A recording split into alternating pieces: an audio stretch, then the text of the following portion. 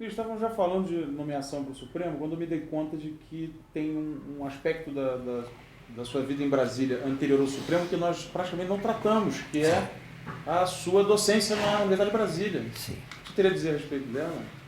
Quando eu me instalei em Brasília, em outubro de 70, o meu currículo foi levado ao UNB. E já no ano seguinte, no começo do semestre letivo, em fevereiro, me pediram que assumisse provisoriamente uma cadeira que estava criando problemas. Havia no curso de jornalismo a disciplina Ética e Legislação dos Meios de Comunicação. Essa disciplina, entretanto, era responsabilidade do Departamento de Direito. E, por causa disso, enfim, o Departamento de Direito não tiver ainda a preocupação da indicação de alguém, e me foi perguntado se podia assumi-la. Seria uma maneira de entrar com mais naturalidade na universidade, resolvendo um problema que eles tinham na mesa naquele momento. Não estavam precisando de um professor de Direito Internacional Público, porque havia o então deputado, depois presidente da Câmara, Flávio Marcílio, um deputado pelo Ceará. Era ele o regente da Cátedra de Direito Internacional Público. Em Direito Internacional Privado estava a professora Ana Maria Vilela, minha companheira, enfim. Ela estava concluindo o seu doutorado na Universidade de Paris quando eu cheguei lá. Comecei então com essa disciplina e fiquei com ela, me afeiçoei ao curso de jornalismo, fiquei com a disciplina vários anos. E ensinava simultaneamente Direito Internacional e, sempre que possível, Direito Constitucional e até Direito Processual Penal eu ensinei num determinado semestre. Havia uma certa flexibilidade nas grades horárias e havia alguma versatilidade em diversos professores. A UNB estava, nesses meus primeiros anos, sob a reitoria do professor Amadeu Cury, que tinha como vice-reitor o professor Azevedo, José Carlos de Almeida Azevedo, que veio a ser o reitor em seguida.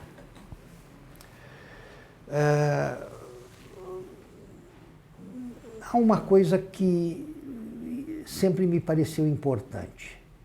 Eu sempre me enxerguei como um professor universitário, mas um homem de sala de aula, um homem de quadro negro e mesa e carteiras de estudantes e diálogo direto com os estudantes em sala de aula.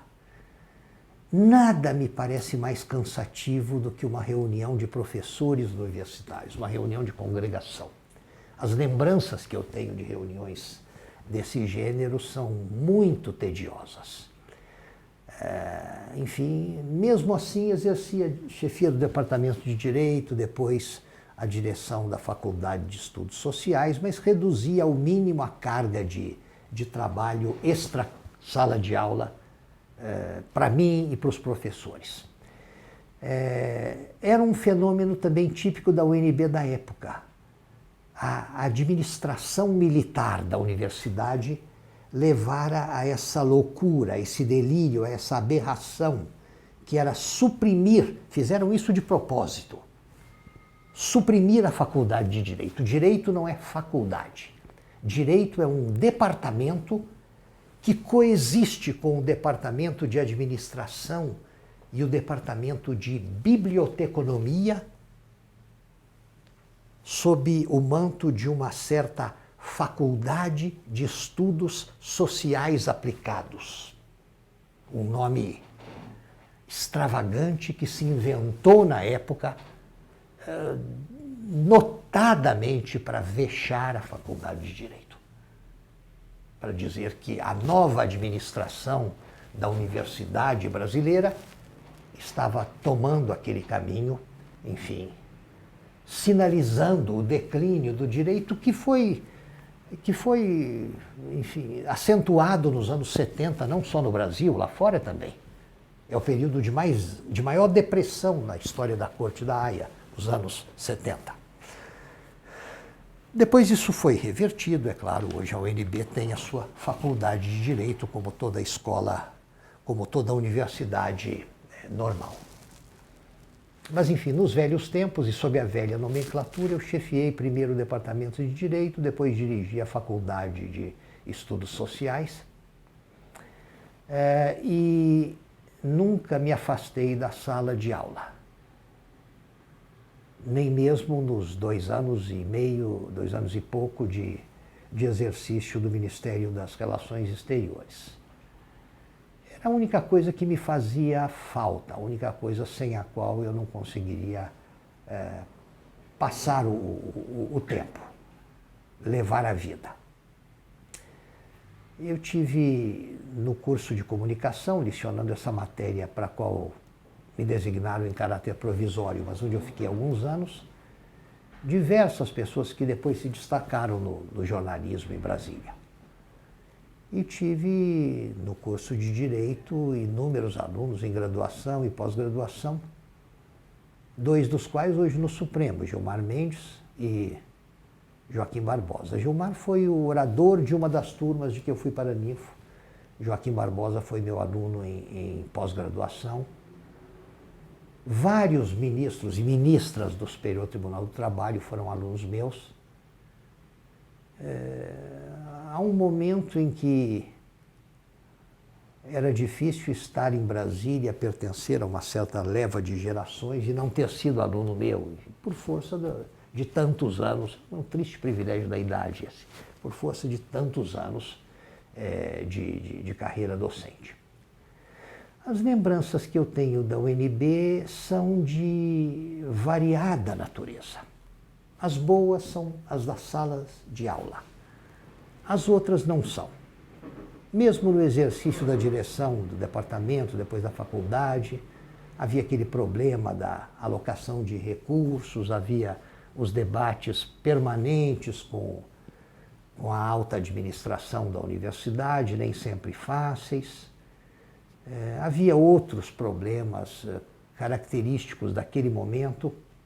Eu fui informado agora pelo meu grande amigo, professor Marco Antônio Rodrigues Dias, que foi o vice-reitor da UNB durante algum tempo, e depois, enfim, desencantado, saiu do país, foi para Paris trabalhar para a Unesco e agora continua lá. Não saiu mais de lá, continua lá, já aposentado pela Unesco. Mas ele acaba de publicar um livro, deve estar chegando às bancas agora, que é sobre a história da Universidade de Brasília. E essa história deve ter sido contada por ele de modo muito, muito correto e estimulante para o leitor. Não é a primeira vez que se escreve sobre a história da UNB, mas acredito que esse será o livro mais completo. Enfim, eram tempos difíceis. Não era fácil exercer a cátedra universitária nos anos 70. E não sei se as coisas melhoraram muito depois disso.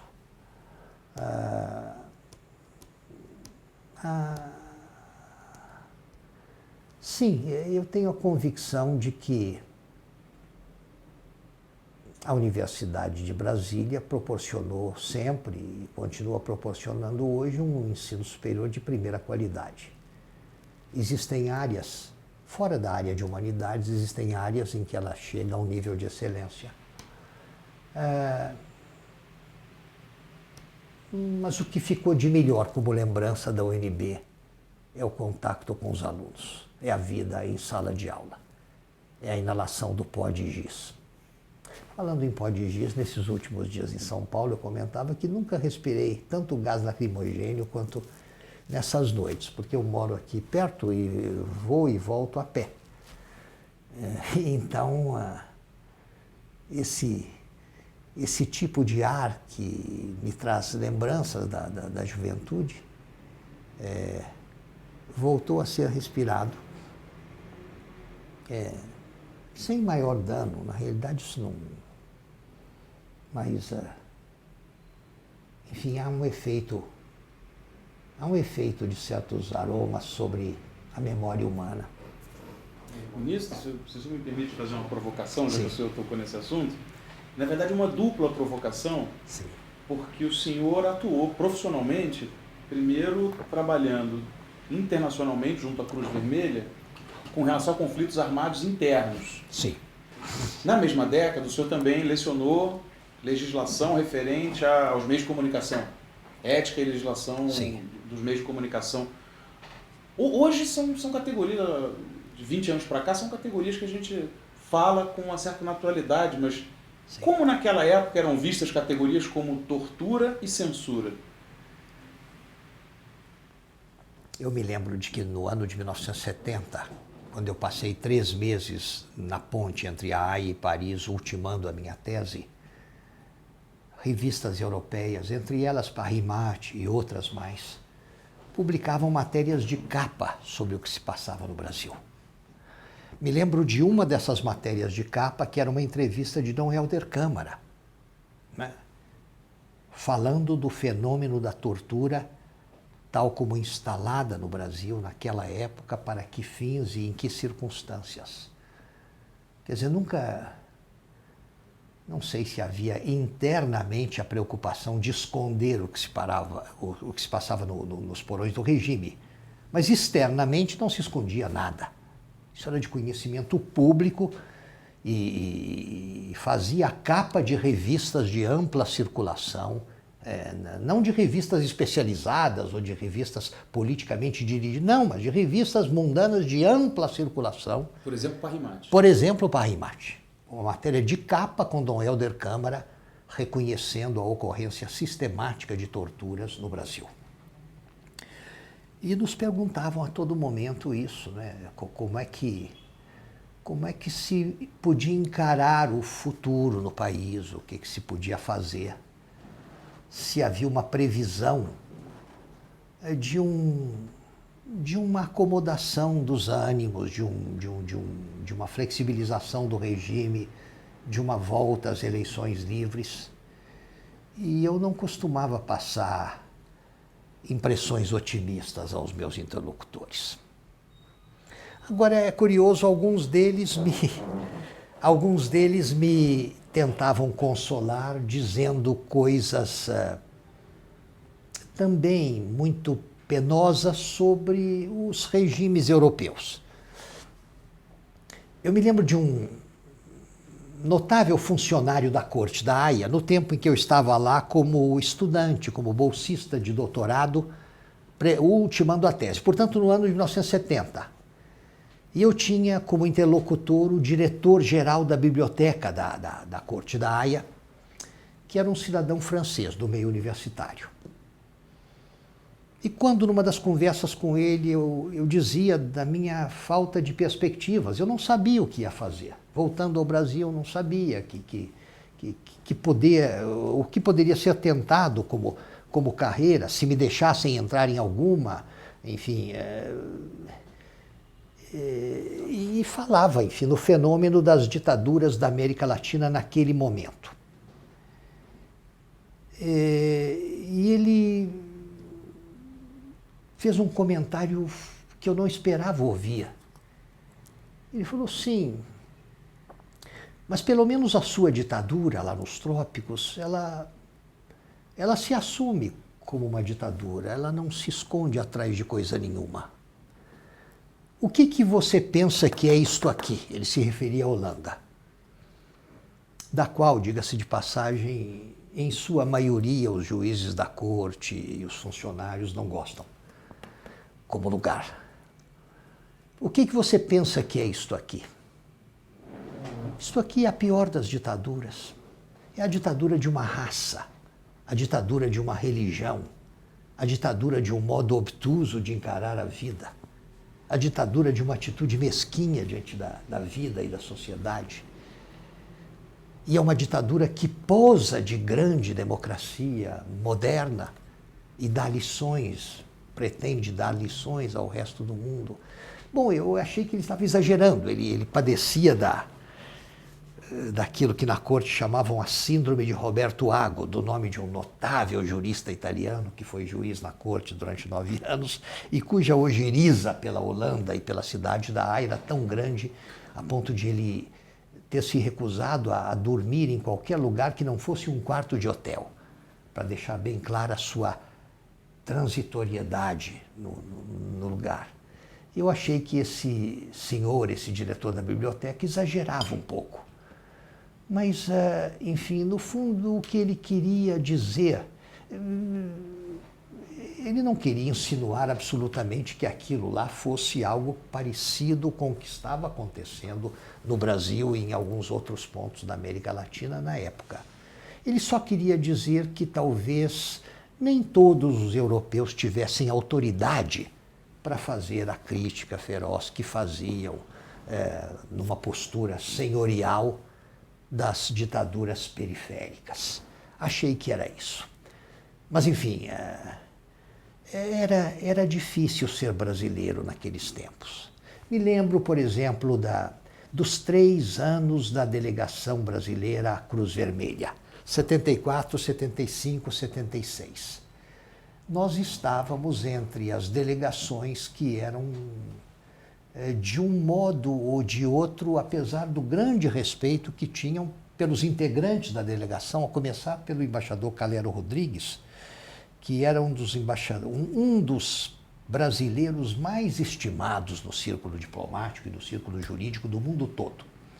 Era a única pessoa pela qual sistematicamente me perguntavam em qualquer lugar, de Moscou a Singapura, da Haia a Sydney, enfim, todos perguntavam sempre por ele. A delegação à Cruz Vermelha era chefiada por ele, que tinha muitos amigos, mas, de qualquer maneira, enquanto bandeira, enquanto representação nacional, nós éramos vistos como aquela coisa onde se tortura, onde não há eleições livres e cuja delegação oficial não merece maior credibilidade. Aliás, eu só estava nessa delegação o embaixador Calero, pela óbvia responsabilidade diplomática que ele tinha. Os professores foram convidados a ajudar do ponto de vista jurídico e eu estava lá como procurador da República. Por quê? Por quê? Era preciso que alguém, já que se discutiam os protocolos adicionais a uma convenção sobre o direito humanitário aplicável aos conflitos armados, era preciso que, além da representação do Itamaraty, houvesse alguém pelo Ministério da Justiça. Nessas horas, é óbvio ululante que os comissionados de gabinete queiram isso para eles. Vamos lá passar 30 dias em Genebra e o ano que vem de novo. Coisa ideal.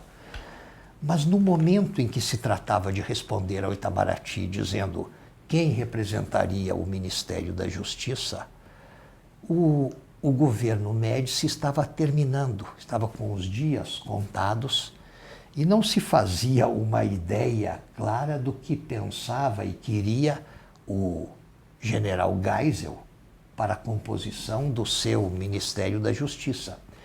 Então, os comissionados, encabeçados por um senhor de nome Leonardo Greco, estavam todos, enfim, pisando em ovos, sem saber o que seria o respectivo futuro. E foi nessas circunstâncias que os comissionados de gabinete do Ministério da Justiça abriram mão de representar o Ministério na delegação à Cruz Vermelha e pediram que um procurador da República especializado em direito internacional fosse convidado.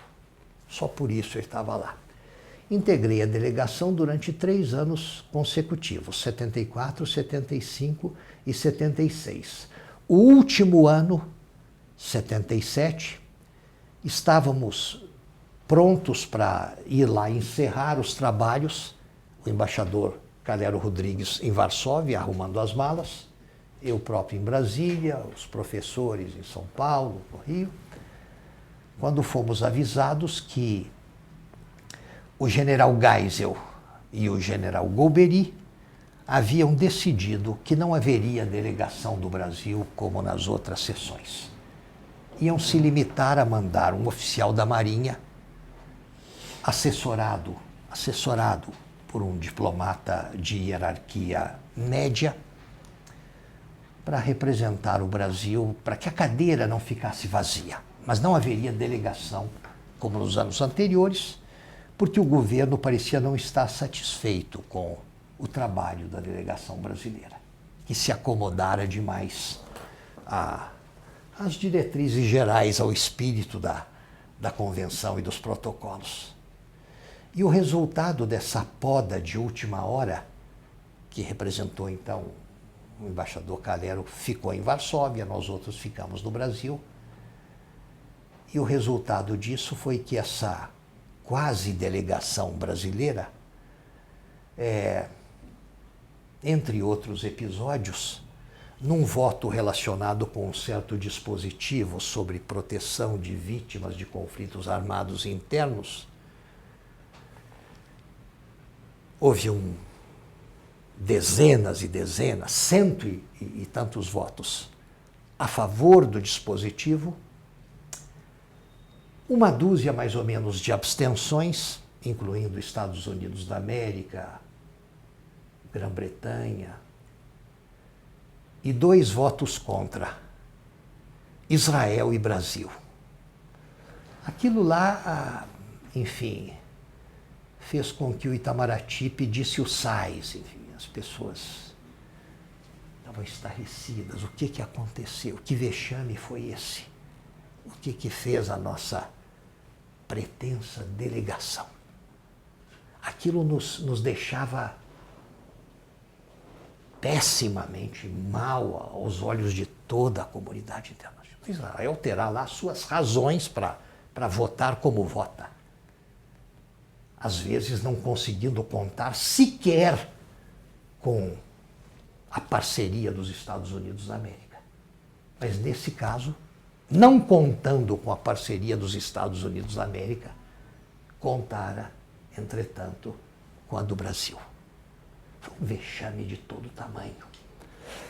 E não adiantava nada, o que está feito não está por fazer, a delegação terminou, aquele projeto de delegação terminou como pôde o seu trabalho. Isso foi em que ano? Desculpa. 77. Foi na Primavera Europeia de 77, lá pelo mês de abril. Né? Mas, enfim, era para lhes contar que a delegação brasileira não participou dos trabalhos do último ano, a não ser por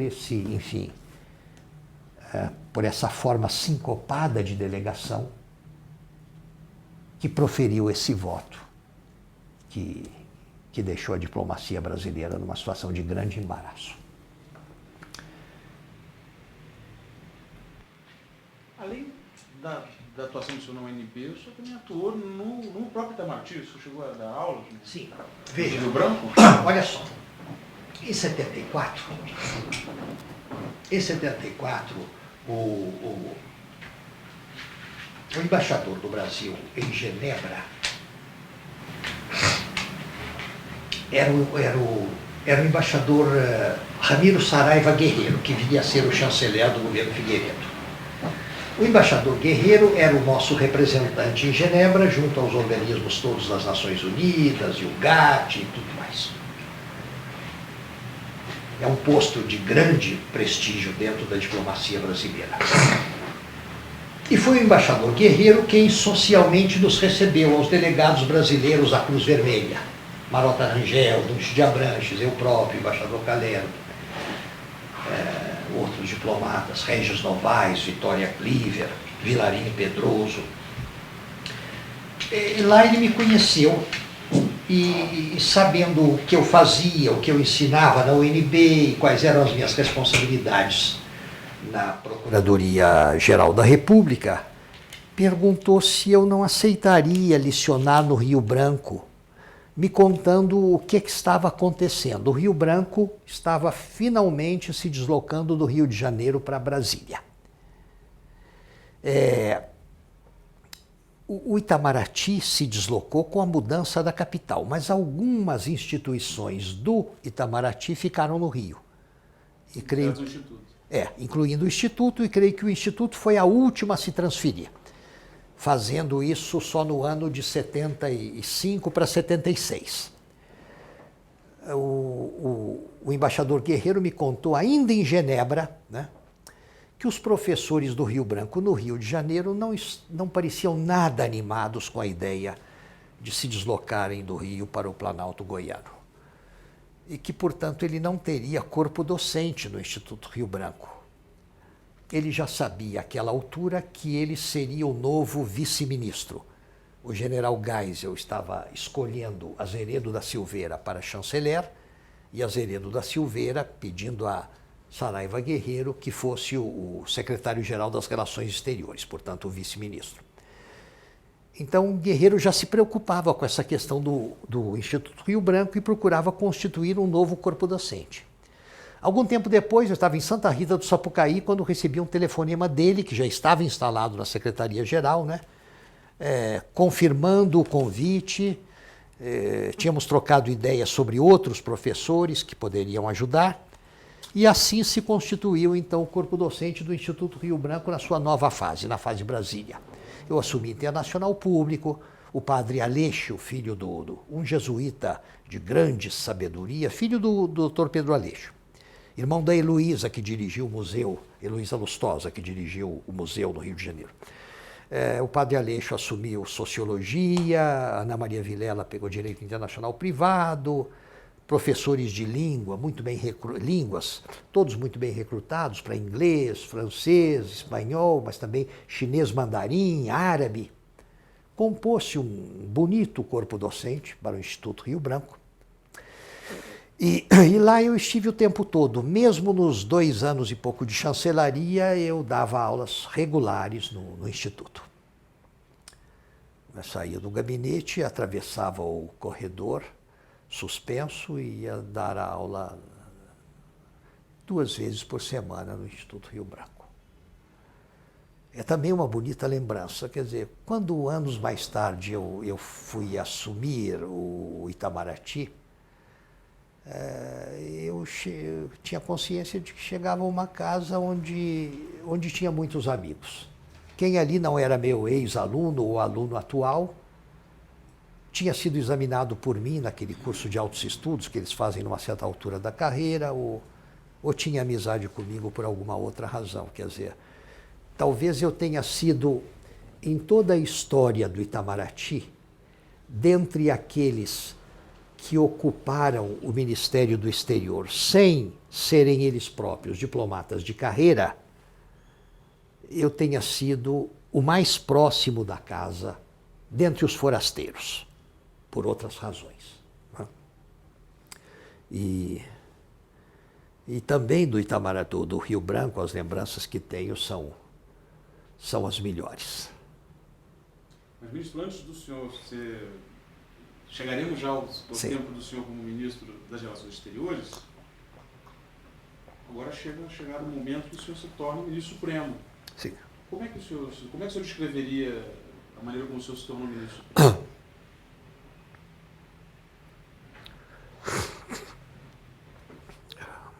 Numa tarde de sexta-feira, em fevereiro na sexta-feira anterior ao dia 21 de fevereiro, que era o dia programado para a posse do ministro João Batista Cordeiro Guerra na presidência do Supremo, sucedendo ao presidente Xavier de Albuquerque. Nessa tarde de sexta-feira, anoitecia mais tarde, ainda era dia claro, mas quase todos já tinham ido embora. O ministro Leitão de Abreu entrou na minha sala, sentou assim numa ponta da mesa, pedindo que eu continuasse sentado na cadeira, e disse o seguinte: olha, Xavier de Albuquerque me contou agora confidencialmente que no dia 21, quando ele passar a presidência ao Cordeiro Guerra, ele vai mandar ao Palácio o seu pedido de aposentadoria.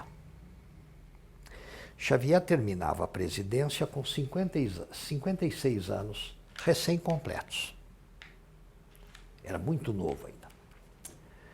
Mas o ministro Leitão me explicou que ele não queria mais ficar, por razões que eu entenderia facilmente, de fato entendi facilmente, ele estava um pouco cansado, não queria prosseguir. Depois do seu mandato presidencial, na condição de ministro, estava saindo então. O ministro Abreu disse, deixe o seu currículo pronto, atualizado, datilografado, como se dizia na época. Deixe o currículo pronto, just in case, usou a expressão just in case.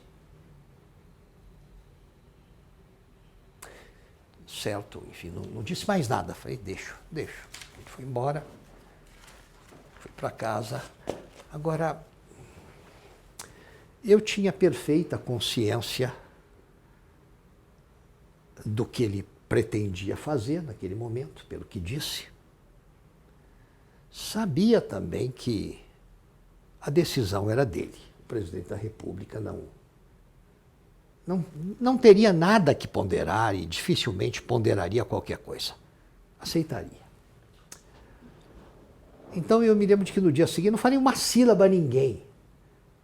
A minha mulher, a minha mãe e as demais pessoas souberam pelo Jornal Nacional. Eu não deixei nada transpirar até que o Jornal Nacional noticiasse.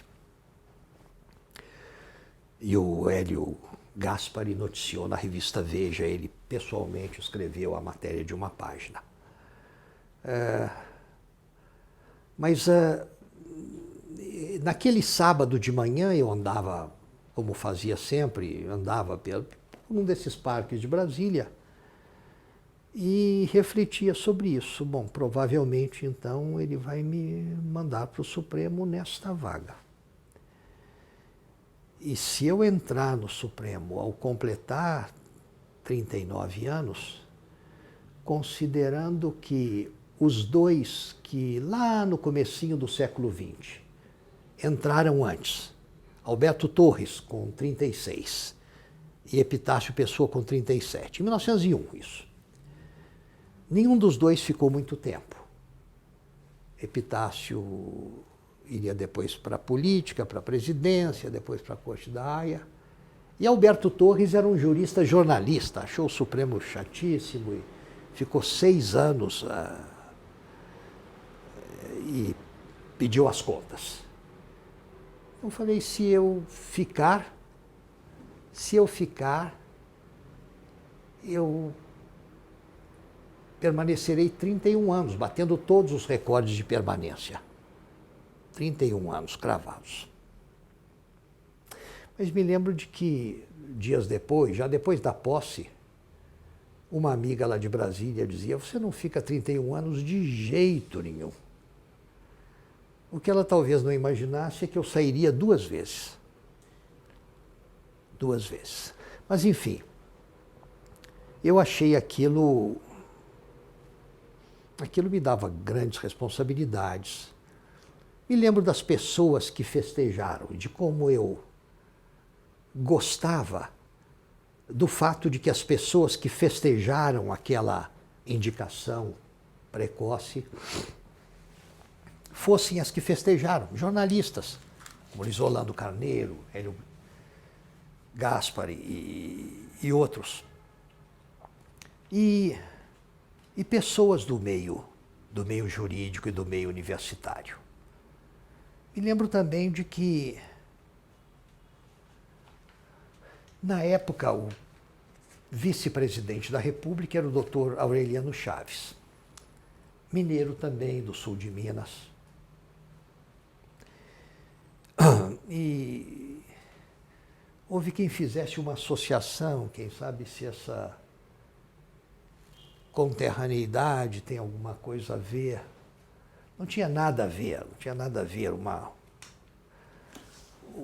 Uma senhora havia comentado com o professor Bilac Pinto que o doutor Aureliano teria dito que eu era bastante jovem para assumir esse cargo, e Bilac Pinto ficou muito agastado com aquilo que ele achava que era um comentário infeliz de Aureliano Chaves. E eu abrandei os ânimos dizendo que provavelmente essa senhora tinha colorido a coisa de um modo indevido. O doutor Aureliano deve ter feito um comentário saudável, que coisa bonita, tão jovem, tá. Ele não estava criticando, acredito seriamente que não. Mas sempre eu sou um mineiro típico, um mineiro juramentado. Não me vejo como outra coisa, senão como um homem de Minas Gerais. Mas, por outro lado, e por paradoxo, eu tenho um grande orgulho de ter ido para o Supremo ao completar 39 anos, sem que Minas Gerais tenha tido nada a ver com isso.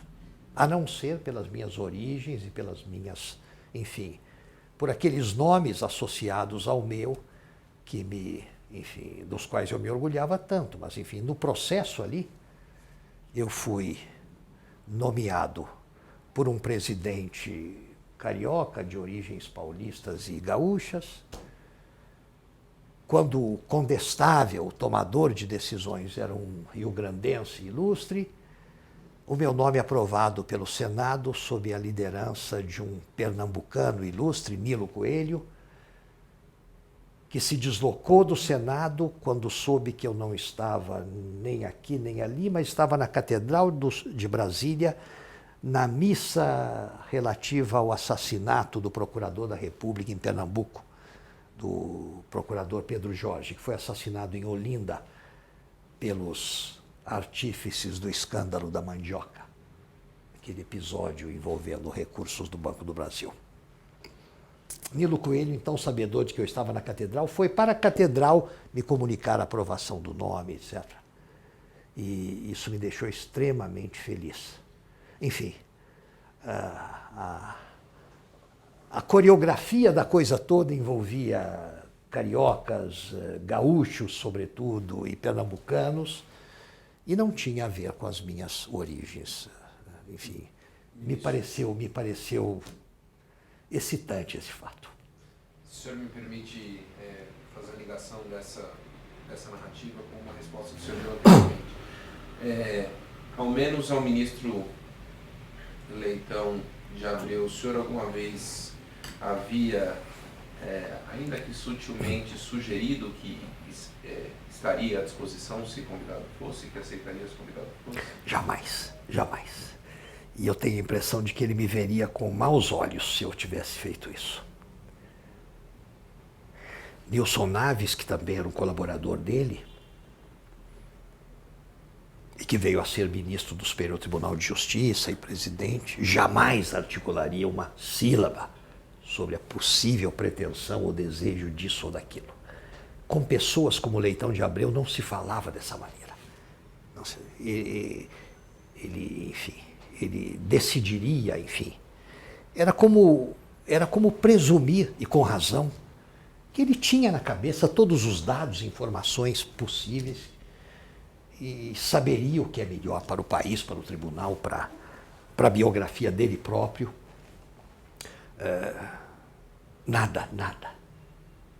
E eu acredito que, não só no meu caso, mas também no daqueles outros que foram indicados imediatamente depois de mim, nada se fez nesse sentido.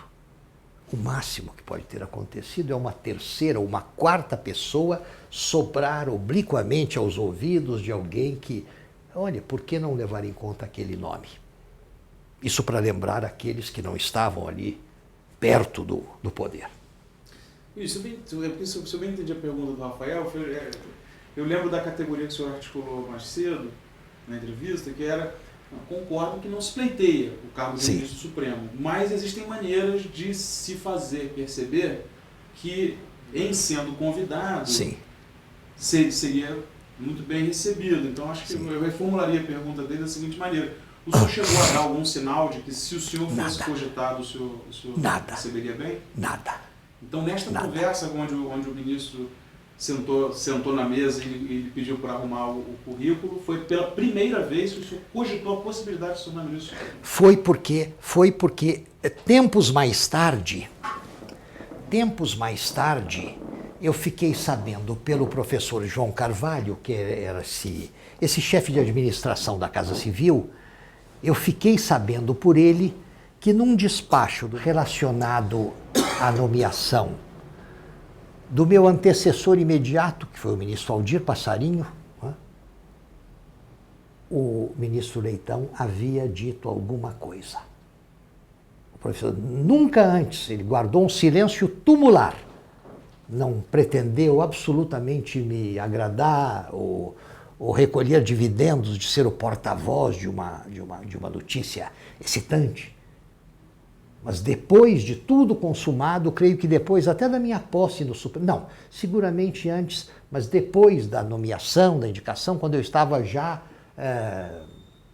me preparando para o dia da posse, João Carvalho Oliveira me contou que no despacho relativo à decisão de indicar Aldir Passarinho, então ministro do STJ, do chamado TFR na época, Tribunal Federal de Recursos, ao encaminhar o decreto, depois de tomada a decisão, ao encaminhar não o decreto de nomeação, mas a indicação ao Senado para fins de, não havia sabatina na época, mas para fins de aprovação ou não, né?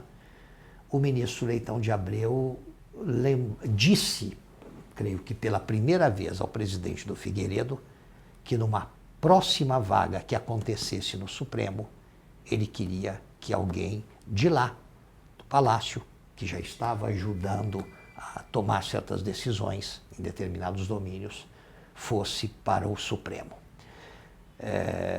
Mas, enfim, o presidente Figueiredo respondeu aquilo que era de se esperar que respondesse: é o senhor que decide. Aqui, como no caso passado, como no caso futuro, é o senhor que decide. E, enfim, então eu não sabia disso, eu vim a saber mais tarde. Quando ele se sentou num canto de mesa e me falou: deixe o currículo pronto, just in case, ao mesmo tempo em que ele dava aquela notícia também totalmente inesperada de que estava surgindo uma vaga no Supremo. Não era para... A vaga prevista era a de algum tempo depois, quando Alfredo Buzaide cairia na compulsória por completar 70 anos. E que foi preenchida com Sidney Sanches. Então temos a posse do senhor no Supremo Tribunal.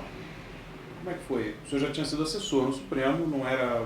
Imagino que não era estranho para o senhor. Conhecia bem o tribunal, montei a equipe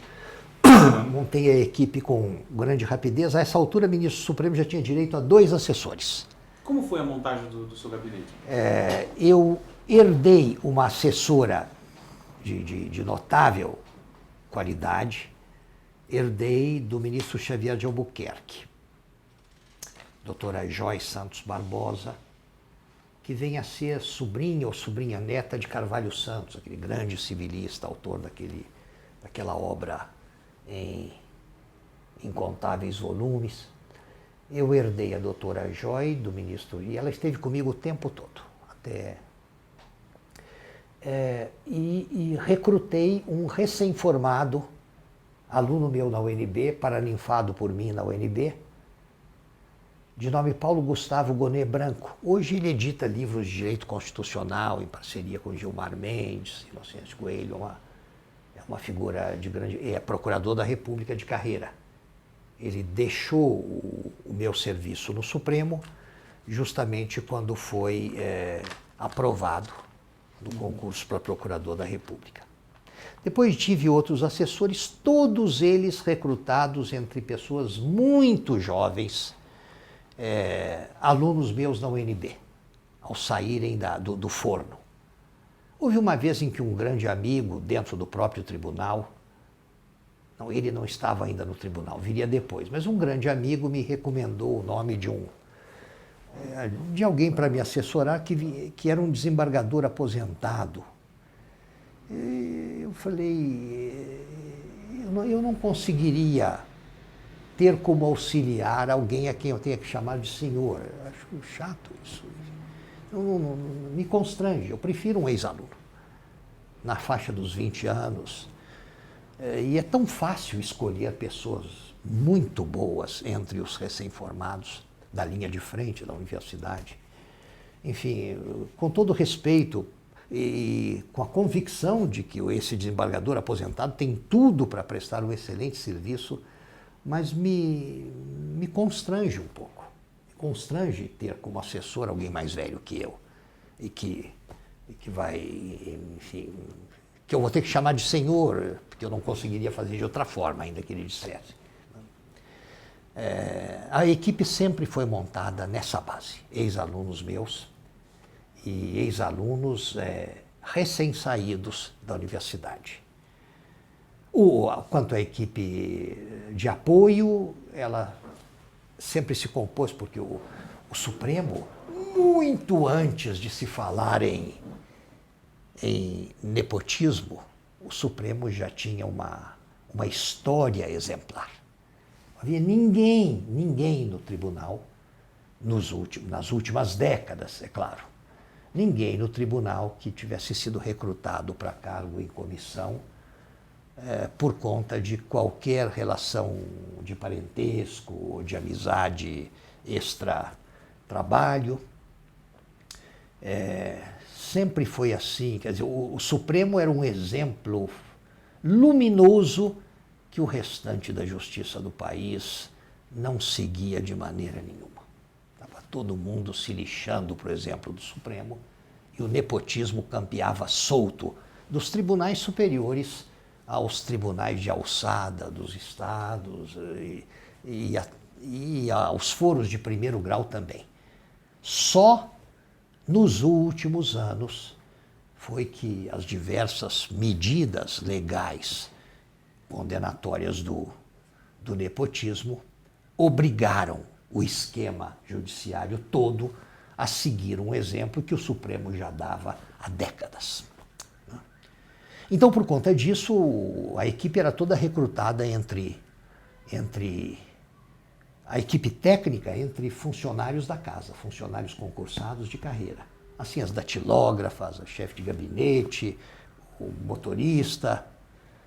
O meu motorista no Supremo tinha sido herdado de ninguém menos que Vitor Nunes Leal e Xavier de Albuquerque. Ele ficou 7 anos com Vitor Nunes Leal, ainda muito mocinho, depois 7 anos com Xavier de Albuquerque e 7 anos comigo, até que eu saísse para o Itamaraty. Aí foi herdado pelo ministro Carlos Veloso. Enfim, e a montagem da equipe à base do pessoal de carreira do próprio tribunal nunca foi difícil. O elemento humano dentro do Supremo é de muito boa qualidade. Tem sido assim sempre. Como é que você descreveria, desculpa, como é que você descreveria o cotidiano do trabalho dessa equipe?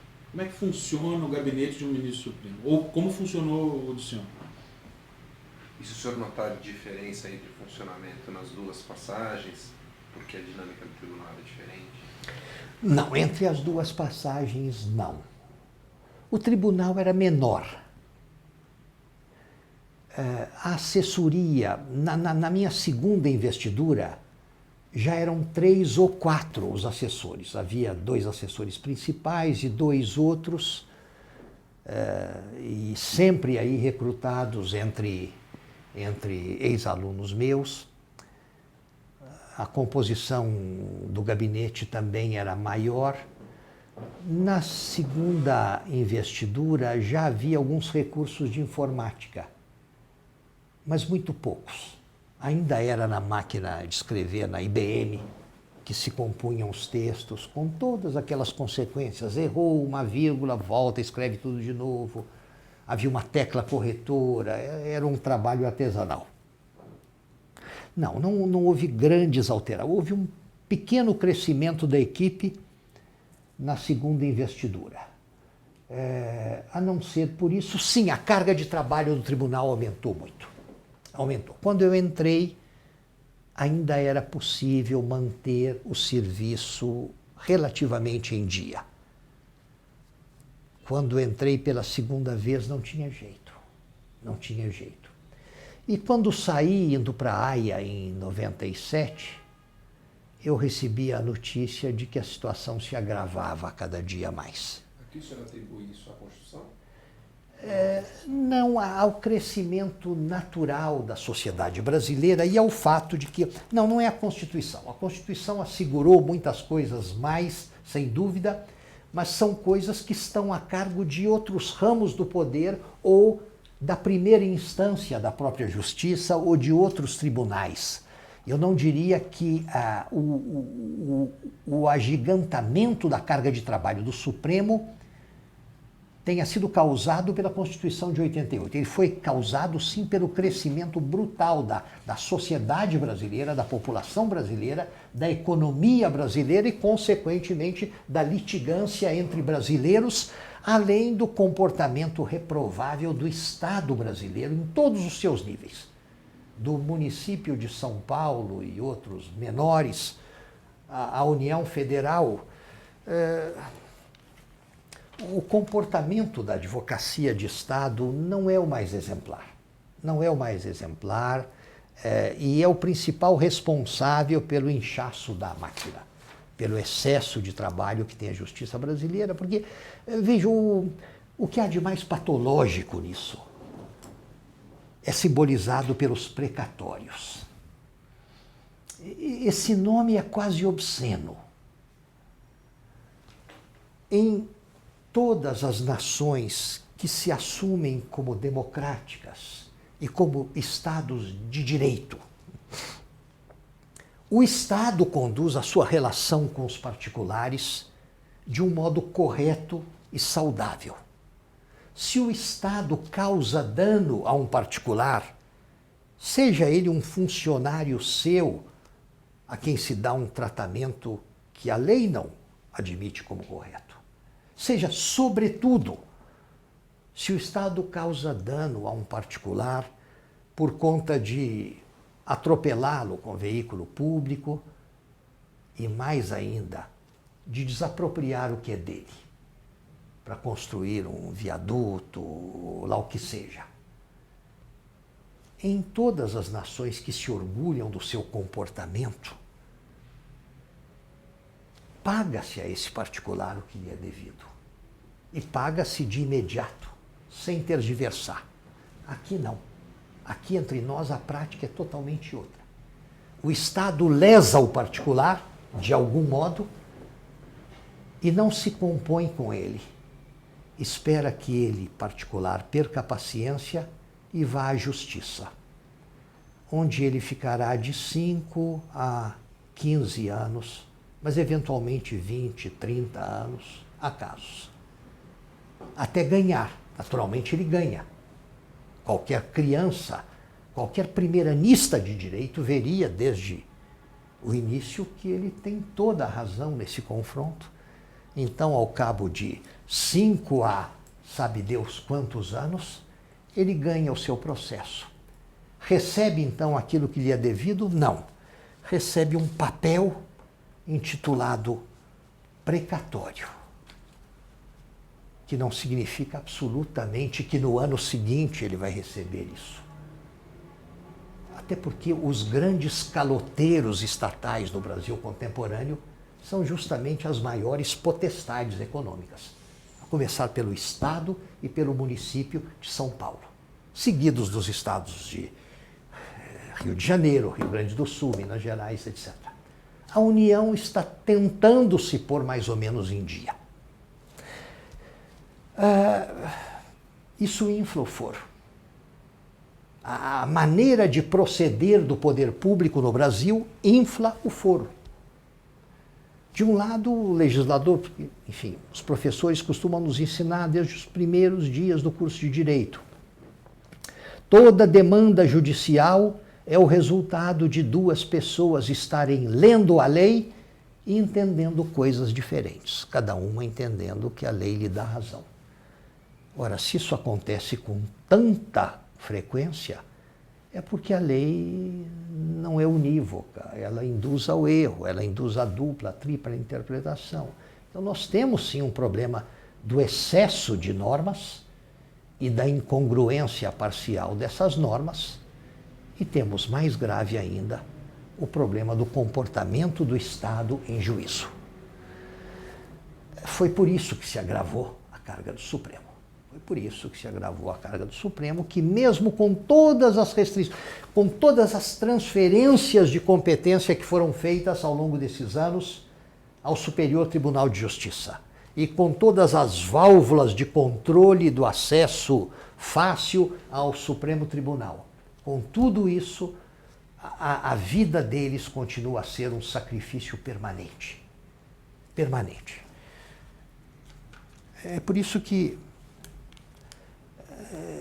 eu estranho quando, na mídia, em alguns setores da sociedade brasileira, algumas pessoas resolvem protestar contra o que chamam de férias de 60 dias para os juízes. Não são férias, absolutamente. Vão lá saber o que vai fazer Luiz Roberto Barroso no mês de julho, vão lá saber o que vai fazer qualquer dos outros membros daquela casa ou das outras casas nesse mês de julho. Não são férias, esse nome é absolutamente impróprio. O que acontece é que esses tribunais têm os períodos de sessões, em que as sessões são praticamente diárias. E os períodos que não têm sessões,